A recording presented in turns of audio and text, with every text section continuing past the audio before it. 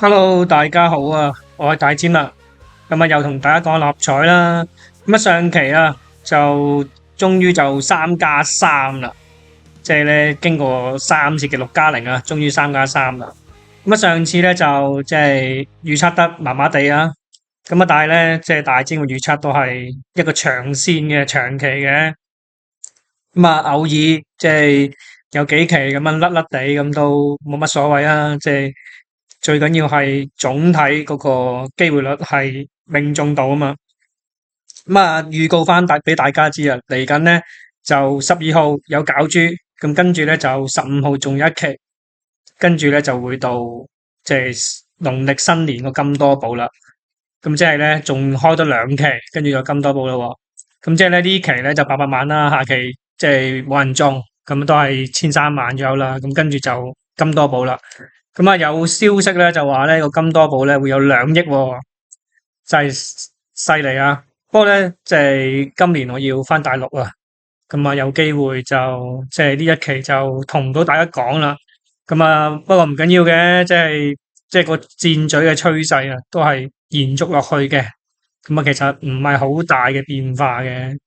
咁啊睇下到時即係會唔會有更新啦？咁啊有機會都好大機會冇更新啊，因為我都即係15號啊，我都要飛啦。咁啊應該同唔到講到大家個金多寶。好，咁啊講翻即係嚟緊呢期啦，12號呢期。咁我已經時間關係啊，已經列晒出嚟啦。咁都係即係我自己嘅睇法啦。咁啊將嗰個即係比較有機會嘅就 list 咗出嚟，咁啊跟翻個賭仔咁樣行啦。咁留意開我嘅 channel 都知道即係我嘅諗法嘅，即係啲賭仔啲河流咁啊跟住個賭仔伸延出去，咁好似個地圖咁樣樣。咁今次咧就會揀得少啲啦，今次就28個，即係因為都即係睇翻個趨勢啦，有陣時多，有陣時少，睇翻個趨勢咁揀啦。